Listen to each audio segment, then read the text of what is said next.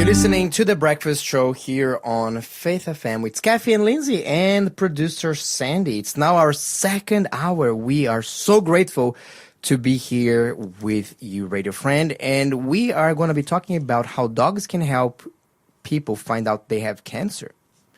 We are also going to be talking about Aiden Becker, the 22-year-old Aussie that died on Friday. He's, a true Aussie hero. We're going to be remembering him and telling his story. Later on, we're going to have Justin Lawman joining us to talk about what's going on in Iran and what can we expect going to happen next. Have you seen if there's any changes in gas prices for both of you? Have you? Yeah, I've noticed a significant jump in the fuel prices. There's a jump?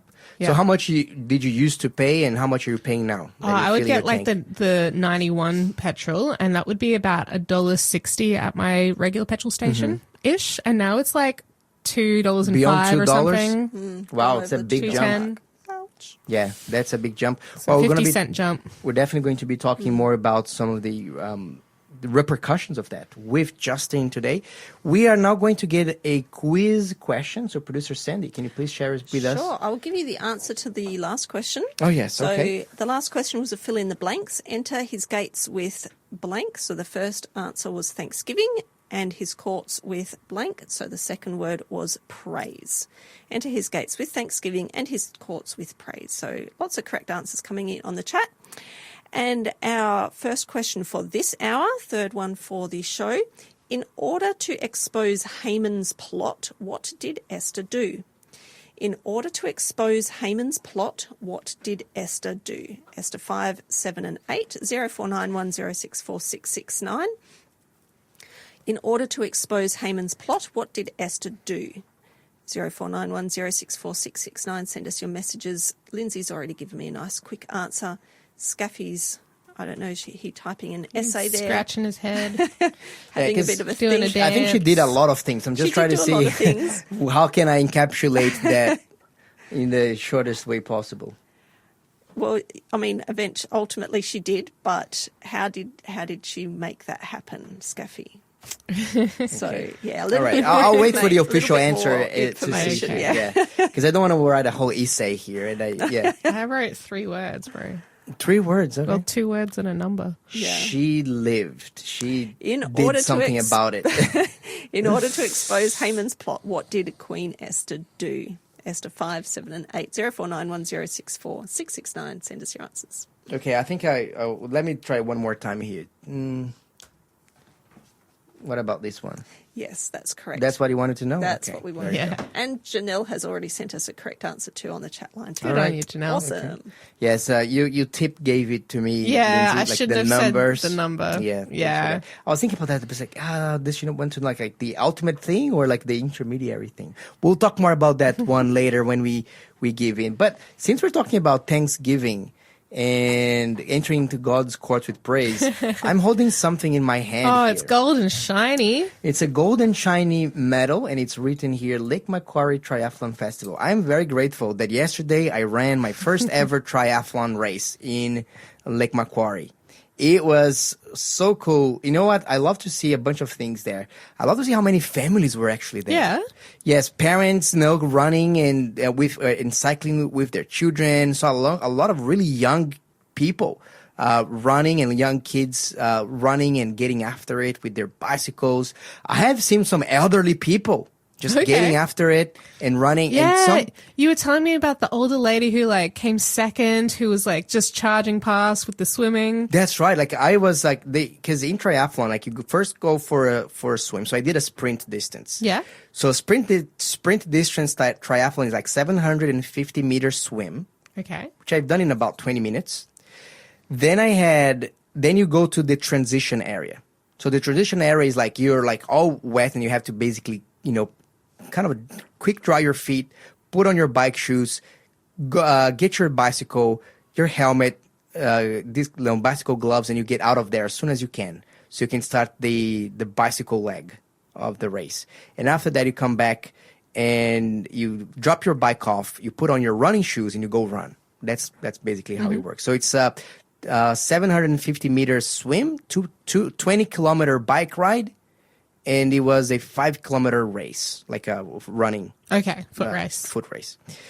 And I just so happened to park my bicycle in that transition area because there's like these massive big metal bars where you just like, hang your bicycle there by the seat post.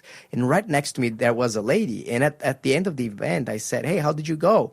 And she said, "I think I did pretty all right. I think I got second place overall for women." Wow. And she was like, I think she was not old, but I think she was definitely in her maybe late 40s, I would say. Okay. Mid to late 40s. And she said that she was, but she hasn't been training for a long time. But she told me that she used to be a professional. Wow. Her time, I think, was 1 hour and 18 minutes. She definitely, went way, way faster than I did. My time, where I was happy with my time, was 1 hour and 46 minutes. So she beat me by like half an hour. Yeah. So that's a lot. For some reason, this is reminding me of back when I lived in Hawaii back in 2017. I was there for 6 months. I was volunteering at a Christian school, helping out around the place. And there was a lady who attended the church there, and she was in her 80s. I think she was like 81 or 83 years old or something. This is back in 2017. So I don't know if she's still alive. She probably is, because when she was younger, she was a professional gymnast from California, and she had married a Hawaiian guy and moved there and lived her whole life in Hawaii, basically. And she was tall and beautiful and athletic and still very, very active in her 80s. Like, she could still do gymnastics in her 80s. Oh, wow. Amazing. And I was like mind blown. Like, she was the most beautiful woman I'd ever seen, and she was like 4 times my age. Wow. Amazing. So being active physically is so good for so many reasons. It pays off. So yeah, look, I'm so grateful. It was a great day. Yeah. And I think I mentioned to you before the show started, and for the first time in my life, I never had that experience before. You know how when you after a run, after a session of exercise, like you feel really good, you get like these endorphins hitting. Yes, sorry. Yeah. My endorphin hit like lasted like for 7 hours. Yeah. Like my race ended at about 10 a.m. And until like 5 p.m., I was just still feeling like that fresh endorphin hit from the exercise. Like, that was like amazing. So, hey, everyone, get out there, do some exercise that you love, do something, move yourself, move your body. This is part of God's plan for you. God created us in a garden. In a garden, you do everything with your hands. You move around, you go up and down. We have joints and articulations. Our body was designed to move, and not just sitting on the desk and typing with your fingers. So sometimes I like to imagine Adam and Eve in the garden, like swinging from vine to vine, like Tarzan and Jane. And like, honestly, that sounds like Eden, just swinging from vine to vine out in the jungle. Yeah, I know. Look, so get out there, and if you can be in the outside, get some fresh air, some sunlight in your eyes, even better. So I'm definitely stoked with all of that. God has designed our bodies to move. In fact, I understand why you have that runner's high for 7 hours. Did you know that when you move your leg muscles, it produces serotonin, which is the happy chemical? There you go. There was So a lot of you leg did movement. a lot of moving of your muscles, your leg muscles, particularly yesterday. It makes sense that you had 7 hours of serotonin just like bursting through your veins. That's right. Oh, there you go. Here's the explanation. There you go. All right, Lindsay, tell me about dogs that can sniff out cancer. Okay, so in the UK, there is a German Shepherd that kept on sniffing its owner's breath. Okay. And this lady, like, noticed this dog every day would come and sniff her breath and give her a frown and walk off. And she was like, what on earth? Like, does my breath stink? Like, is it that bad? So she went to the dentist and got a full dental look over. The dentist's like, there's nothing wrong here. You don't have bad breath. So she went and got some other checks done for diabetes. It has nothing to do with diabetes. So she went and did a full body scan. And when she did that, they found a stage 1 lung cancer tumor growing, like a golf ball sized tumor in her chest. And they said, we never find stage 1 tumors. You are so lucky, because beyond this point, it's like out of control. Asymptomatic. And she doesn't smoke. She doesn't have any symptoms other than just being a bit tired. It's just the dog could smell the tumor, could smell the disease. There's something wrong. And was communicating to her over and over, like with the frown, with the walking away, the like up in her face sniffing of her breath. And so the dog has saved her life. Wow. Not only this, but they have known for a long time, for probably a decade or more, that dogs can sniff out certain types of diseases, certain types of cancers and things. And so in the medical field, they have been developing not only training for specific dogs to learn what the smell of a cancer is in urine tests, urine samples, that they're able to teach the dogs to sniff it out through urine samples, but also they have been developing the ability to transfer this into technology, this olfactory sensing into devices, because they're learning from the intelligent design that God has created within dogs to sense out these things with their superior smell. And so scientists have been copying these sensors and putting them into devices, and they're hoping to get that into hospitals or even into handheld devices like your phone to help you to scan yourself. Imagine that based on this dog technology, we can just like give it a breath to a piece of medical equipment, and it tells us how's our health. Exactly. Based on our breath. Yeah. It would be amazing. You know, actually, it's funny that you mentioned that, because just yesterday, my daughter was doing a little bit of research for her school. Sure. And she needed to learn something new. And then one of the things that she learned new is that dogs have 300 million smell receptors. Sure. In their nerves, in the nose and brain and so on. Whereas we as human beings, we only have 6 million. Wait, how many do they have? 300 million. Oh, they have 300 million. We've only got 6 million. 6 million. Wow. So we've got like 2% or something of what they've got. That's right. That's amazing. Isn't that amazing? That is so cool. 2%. So dogs have like 50, I don't know, odd times more smell. So they can smell things that we have no idea of. No. And that's so amazing. It's so cool that God has created so many different plants and animals in this world. Before he even created humans on day 6 of creation, he put all of this into place. He gave dogs the abilities to smell amazing things, and he's given them to us to protect and to look after as we have dominion over the animals. And we can also work in partnership with them. They're able to support us. We're able to support them. They can do things that we can't. Exactly. And that's amazing. We can work in partnership. Exactly. We're in such good partnership with animals. And I just want to bring that to everyone's attention. Like, God has created amazing design. He's also created amazing community that goes beyond just human relationships. Yes. What a great story. Man, a dog that can sniff out through bad breath or through breath lung cancer. Yeah. That is amazing. He just saved his owner's life. You're listening to the Breakfast Show podcast on Faith FM. Positively different. We're now going to give the answer to our previous quiz question. What did Queen Esther do to save her people? Yes. In order to expose Haman's plot, Queen Esther invited the king and Haman to a banquet, to 2 banquets, actually. Yes, 2 banquets. And I do actually like this this answer that came in from David. He said, in order to expose Haman's plot to destroy the Jewish people, Esther undertook a strategic, multi-step plan that involved risking her life to approach the king and holding private banquets to reveal the treachery. Yeah, there you go. All the drama happening in that book. I've always wondered about that. I'm like, did she have an actual plan, or did she just like, I've prayed for 3 days, I don't know what else to do, I'm just going to invite them to a meal and see what happens. And at the end of that first meal, she's like, well, nothing happened, let's try it again. I don't know. I think, you know what, this is the way that I interpret that, and I heard it from a friend of mine. I think she knew it quite well what she was doing. So she did the first banquet as a way to kind of extend the friendship, to create the environment where the king and disarm Haman, maybe, And then the second one was, okay, this is for the business ones. I think she didn't want to say, hey, every time that she throws in a banquet, the king will then expect her to give some really bad news. Yeah. Oh. And I think that there's a case for us to make that in evangelism as well.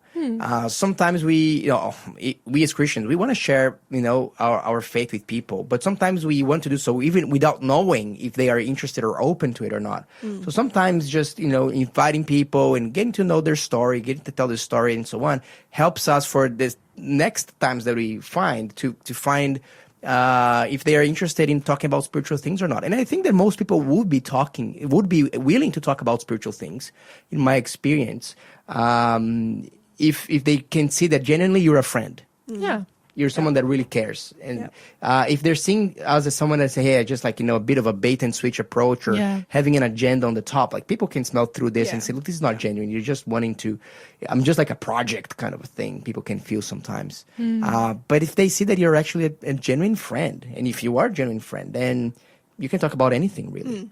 Yeah. Yeah, so good. Hey, we've got a message that has just come through from Peter saying humans are just as sensitive to dogs when it comes to the aroma of bananas. And she's given us a link to check out about Scientific American. So that's in relation to our last story. Okay. We're just as sensitive to dogs when it comes to the aroma of bananas. Well, there you go. So meaning like we can tell a banana so well by its smell that it's akin to dogs. Like like dogs might have, 300 million receptors in their nose, but they probably have just as many that receive that specific flavor of aroma bananas as we do. I don't know. Yeah, and I think because we eat lots of bananas We're just as well. really well equipped for bananas. My question is, do we have the same level of awareness when it comes to Yes. what's the name of the thing? Just escaped me now. What is the thing? Vegemite. Vegemite? Oh. Yeah, because I'm just seeing here Sandy was grabbing a Vegemite snack here, and do they activate the same areas of our brain cells? That looks like a yummy breakfast. Yeah, I'll let you enjoy that. All right, look, Lindsay, I want to talk to you about changing the stories here. Have you heard about Aiden Becker? Nah. Aiden Becker was a 22-year-old man who just died on Friday. Why did he die? So he was working as a security guard at the Alfred Hospital. That was his job. But he left his work. He was off duty. He was just going back home. He was commuting like millions of Australians do every day. And when he got to the Mernda station in the northwest of Victoria, of Melbourne, at that area, he spotted that they were like a gang of like four teenagers, and they were robbing a younger teenager, like a 14-year-old boy. They were robbing him for his cell phone and a power bank. And Aiden was the kind of guy, according to his friends, that he would do anything and everything to help someone in need. Sure. He was just a bit of the shy type, a bit of a quiet person, but high protective, very high protective. So when he saw that, he ran to provide some assistance to take the young boy out of harm's way, and he managed to do so. And we don't know exactly all the details what happened, but he managed to get the young boy and to protect them from the four bullies. And as he's leaving the station with the young boy, the four teenagers, so there's like one 18-year-old, two 17-year-olds, and one 16-year-olds, they chased him and they attacked him from the back. They stabbed him and he died on the spot. So they're not bullies now; they're murderers. Now they're murderers. Yes. So three of the boys are in custody. I think one of them is in the hospital. One of the accusers, and it was very interesting as well to see like the language being used around it. Okay. Because the Victorian police were saying yes, he was stabbed by an edged instrument and so on. They didn't want to say what kind of instrument. A knife. It was not a knife. It was a machete. And Big bad knife. So we have some police court documents saying here that it was a machete. And the thing is, machetes have become very unpopular because I do not know if you remember, there has been a wave of youth crime and mayhem using machetes in Victoria, in Melbourne, just last year. And there's some crackdowns. I think that they're trying to impose some jack laws against knives. But that, another incident with a machete probably it's what's happening here. We still have to wait, but according to one of the news on there's absolutely no circulating reason about it, they are mentioning machete. There's absolutely no reason for an Australian teenager to have a machete. Like I used to live in the islands, and machetes are a tool in the islands. I Yeah. had my own personal machete to chop through vines and deal But they're with the very bush. easily accessible. They That's are the very thing. easily accessible, but what does an Australian teenager need it for? No, but look, this is the thing. It's hard to fiscalize that. Yeah. Because if they hide it in somewhere like in their backpack, like how do you know what's Yeah. that? Oh, man. But look, this was What a a very world. satanic-led attack, in my Yeah. opinion. Because they basically just waited for him to leave the train station to actually some experienced veteran police officers that were very experienced. They said that they were shocked when they were seeing the brutality with which these teenagers were attacking Aiden and taking his life. So for a seasoned police officer to say that they are actually shocked with something is because there's something there. But I want to say, I don't want to get bogged down in these details here, because look, I just want to say this guy Aiden Becker, like, you know, I'm praying for his family. Yeah. Because I'm totally expecting to see him in the kingdom of God. He showed the love of Christ. Sure. He's a true hero. He saw someone in need, and he could totally just step back, just do the bystander thing, just, oh, it's not my business, nothing with me, and just keep on going with his life and just let this 14-year-old boy being beaten down and bullied and being robbed. But he said, you know what? This is a fellow human being, and if there's no police officer here, there's no one there, guess what? It's my responsibility to care for those who are in a less advantageous situation than I am. So he went there and he did. You know, the Bible says that greater love has no man than him that lays down his life to save his friend. Yeah. This is exactly what he done. He has shown the very essence of the love of Christ in trying to protect this boy. He paid it with the ultimate price, but I think he's living as an amazing example. Like, his life was so touched. He touched my life so much already. I'm thinking, am I going to be as brave? Would I be as brave as Aiden if I was in a similar circumstance? And I don't know. And I pray, God, can you please let me be as brave as he is in a situation that the need arises, so we can protect those who are being oppressed, and not without regard for our own safety, if that's the case. So Aiden Becker is being remembered today, a true hero. He was a very kind person, as his friends remind him. He was a bit of a dog person. He was great with animals. He loved animals as well. He used to play footy in his club. I'll get the name of the club. I think they posted on their social media. It's the Yaramba club. Okay. And Look, yeah, that's the story. And it reminds me a bit of Moses as well. When Moses saw that one of his fellow Israelites was being beaten down by an Egyptian taskmaster, Moses didn't think twice, and he intervened to stop it. And sadly, in Aiden's case, that ended up costing him his everything, his life. Look, I'm concerned about this rise of teen violence and brutality, and it was reminding me of some verses that we can find in Proverbs that talk about, if you hang out with fools, you're going to end up being like a fool. Yeah. And there's this group of boys hanging out together, they're leading each other astray, and I was just thinking, what can we do about getting young people in more proactive, productive environments? And what came to mind was get them involved in Pathfinders, get them involved in groups where they're learning good life skills around good people in, Christian environments where they learn about the love of God. And hey, if you have a young person in your life and you're concerned that maybe they're not hanging around the right people, maybe find a local Pathfinder club for them to join where they're able to go camping and learn to do abseiling and learn to be productive human beings in this life. And if you want to text us through Pathfinders, we'll be able to get more information to you. Absolutely.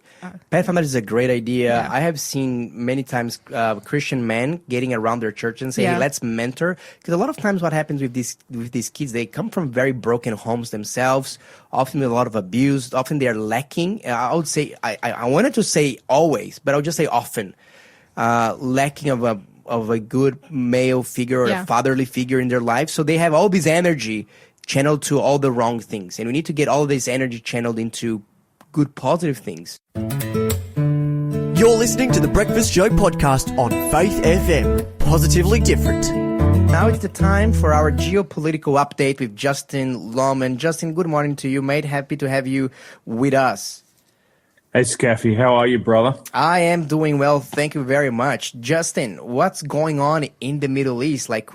When we spoke last week, the U.S. campaign had just started, and now where have we been? 7 days in?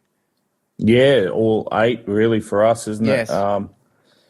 Yeah, mate. Everyone's watching the news, and let's be honest, a lot of people are getting deeply concerned. You see overnight where they've I think Israel bombed the oil infrastructure, the fuel depot that they claim that the Iranian military use. Yeah. That's going to affect us all already. Go to the local servo and see the price of fuel, and that's probably not going to get any better anytime soon. But look, is the prices of fuel really being hit by that, or is that being opportunistic? Because the treasurer, Jim Chalmers, said that we have, strategic stocks that last 1 month, and they were going to call the ACCC to monitor the prices. Is it really like that? Are they these petrol stations trying to rip people off and taking the opportunity of that, or are they really already this oil that was there, this fuel already came out with higher prices? What's going on there? It's a shortage, and they reported just last night on the news how farmers will buy directly from, you'll have the mobile fuel truck come out and fill up your tanks on the farm. Already they're telling farmers we can no longer supply you.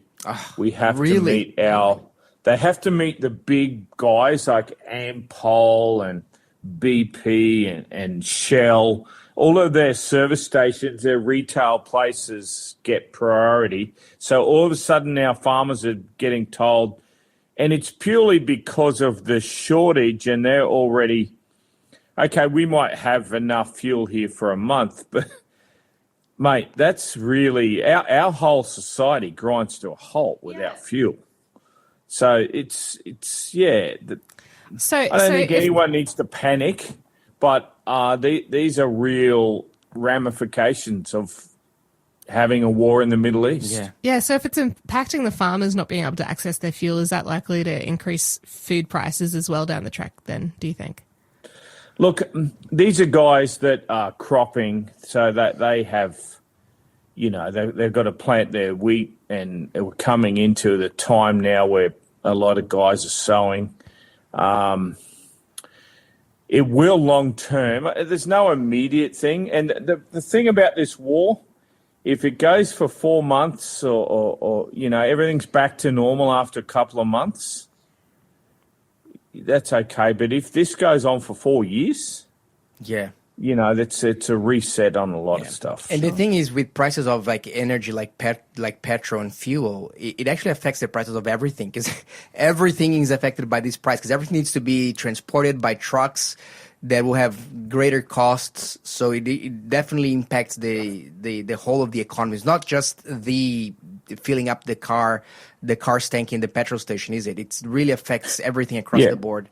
The level of debt that we carry in Western economies has meant our currencies are really degrading, and inflation has become like our constant companion. An event like this can just put that onto steroids, what inflation can be. So it affects interest rates. It affects a lot of stuff. So, it's easy to spiral here and get really negative, but we're praying that this thing will be over soon and there won't be a loss of life to a great extent. There's already been a lot. So I just read a news here, David. Justin, sorry, Justin, about. I answered to David. You answered to David as your red hair like King David in the Bible. That's why. So I was reading. Apparently, one of the spokespersons to Iran. They were blaming the United States for this escalation in the war by the American forces hitting these oil compounds or these petrol reservoirs, And one of the things that he says, this is unprecedented. This is damaging the environment. So all of a sudden now the Iranian regime apparently is really caring for the environment. I tell you, war is not a great thing if you're concerned about climate change. All of these missiles and explosions, this constant. There's a lot of fossil fuel involved in a war. Yeah. Wow. Yeah, and the civilian population, they are the ones who ultimately pay the greatest price, because they are the ones having to breathe all these toxic fumes and who knows what else other than fuel the Iranian regime was hiding in some of these facilities. Who knows, mate? Boy. What else happened? Oh, Justin, tell me about the whole berserker mode with Iran targeting like all of the neighboring nations. Like, didn't they have enough enemies already that they were just firing to everyone, like Saudi Arabia and even Azerbaijan and every country around was receiving some shelling from them. What happened there? What's the strategy? Yeah, look, my interpretation of that, they are trying to harm the US, and if they can attack the oil-producing companies, this is going to put Trump's midterm elections over there where the House and the Senate are up for a vote. That's going to put him under a lot of pressure if they can cause inflation. So they're playing a different game to him. And I think there's no love lost between these nations. And interesting, overnight, yesterday, Iran has come out and said, we're not going to attack our neighbours anymore because the UAE, who does all the banking in the Middle East, has basically said, we're going to seize all of Iran's cash, all their assets. And all of a sudden, Iran sort of said, we're not going to attack our neighbours anymore. Yeah, we're sorry. Whoopsie. We're sorry. Yeah, we forgot you got all our money. Okay. Well. And what about that? They closed down the Strait of Hormuz. Last week I heard some radio recordings that some ships in the area were receiving from Iranian forces saying that basically they forbid anyone to cross the Strait of Hormuz, and they were under threat of being attacked. So basically that whole commerce came to a halt. When you look at the maps, you can still see like one or two really brave and courageous cargo ships, but usually out of 150 plus ships that cross that every day, and we're talking about like massive ships, they're basically come to a halt now, and there's nothing coming through. But then Donald Trump said that he was going to offer some American insurance for that. Have you seen any of that, Justin? What's going on? Yeah. Lloyd's of London, who are the big underwriters for shipping, that goes way, way back. They have basically pulled the plug on insuring any of your big tankers that are coming, and it's all about oil. 20% of the world's oil goes through that place. So Trump has come up with his own sort of insurance plan to try and underwrite these things to keep things rolling.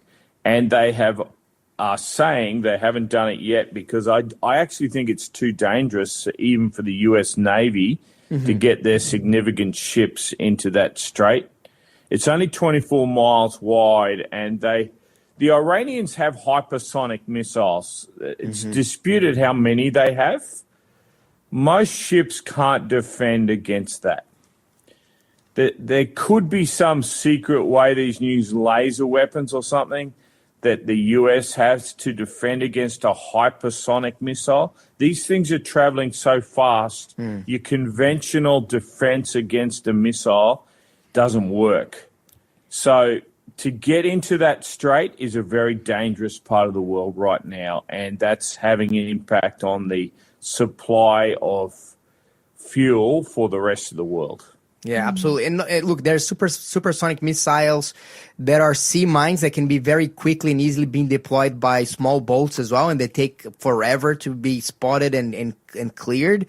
So it's a very tricky situation, and I don't think that the American Navy wants to test the water and test the Iranian militia or their forces to see, hey, can we really fight against some hypersonic missiles? That would be very catastrophic. Because each one of these boats, each one of these destroyers, their cost is in the billions, isn't it? Oh, mate, there's a lot of money, and it's not as if the world economy finds itself in a booming place. It's sort of people are struggling along. Even in Australia here, I heard Victoria in 6 months have put 10 billion more onto their debt, onto their credit card. Of course. If you took out all of this stuff, the world can't really afford this war to go on too long. Yes. And what about the new Ayatollah? Are they choosing a new one? What is Trump going to do about that? Look, this, to me, guys, this is the most challenging part of the whole thing. The Americans can fly in there and bomb the Nelly out of everything. And you know, they are conserving the power grid and the water system. They want the Iranian people to sort of take over. Iran has a population of 93 million. They say about 20% of that group are hardcore Islamists. And that's 19 million people. The Islamic Republican Guard Corps, the IRGC you'll hear it referred to, is really, it's not the Iranian Republican Guard, it's the Islamic Republican Guard. Their job is to defend, you know, their leader and their Islamic Sharia faith, all the things that they stand for. How are you going to deal with, there's 200,000 in that IRGC. Wow. I'm not sure they can bomb these guys out of existence. And these are the guys that have held power, and they're not going to let that go. And here they are, they're electing another leader. I'm not sure who it is, because it's 1 minute it's the son, and then it's someone else. That'll remain. It's probably the most seen. unpopular job position open in the world. Please don't pick me. It's casual. The employment's casual. It's not permanent. So, but how do you get rid of that fanatical element within that country's leadership by bombing the country? This is why there's a massive dispute right now. Will America send troops in? I have said all along, there's no way they would send troops in. But how do you stop that? They can bomb it all to pieces, and then these guys just come out because they've got all the guns, they've got all the power, and they just take over the country again. So, I don't know. Yes, and sometimes these things can backfire, right? Because these actions, depending on how you do, they can become terrorist factors themselves, because there's a lot of innocent people that ended up dying. Have you heard about the case of a school in Iran that I think 150 children died? And but what happened there, and what do we know about that story? Because it's still being investigated, isn't it? Well, they're saying that 15 years ago that site was an IRGC site. This is where the Islamic Guard was. And whether there's been some confusion in the targeting, the US are claiming they're going to do an investigation and it wasn't them, But war is never neat. These things, and the truth is always the first casualty in war. Yeah. What will we know? Every side's putting out its own version of events. I think this is a very dangerous thing for Trump if he's coming up to an election in November. If this thing drags out, and that's what the Iranians will be planning to do, he's going to find himself in serious trouble politically. So there's a lot at stake for everyone involved in this thing.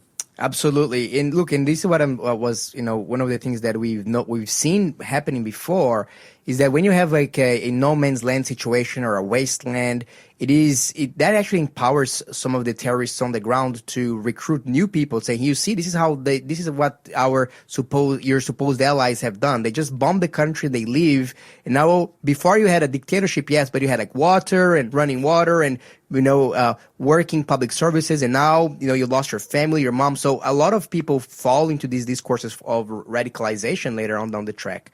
That's why it's such a quagmire that you ended up getting yourself into. And I think the Iranian population is very young. I think 80% of the population was born after 1979 when this Islamic revolution took place. I think they probably want to change. That all the protests, the government had to murder 30,000 of their own people on January 8 and 9 when they put down this rebellion. So clearly there's some discontent, like despite all the different versions of the truth, within that country, people seem to have had enough of this Islamic rule that they've been under. So let's pray for an opportunity for freedom to reign in that country, that people can worship God according to their conscience, and that the gospel can be preached there. That's what I really wish and pray will happen as a result of all this stuff. Absolutely. Praying for the gospel to be preached and praying for some stability so that people can actually organize themselves so that they can preach the gospel there.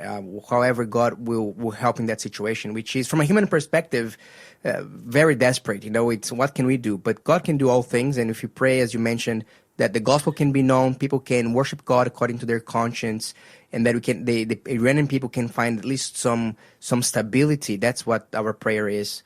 So for their well-being. Thanks for being a part of the Faith FM family. Join our community on Facebook or get in touch at 1-800-FAITH-FM.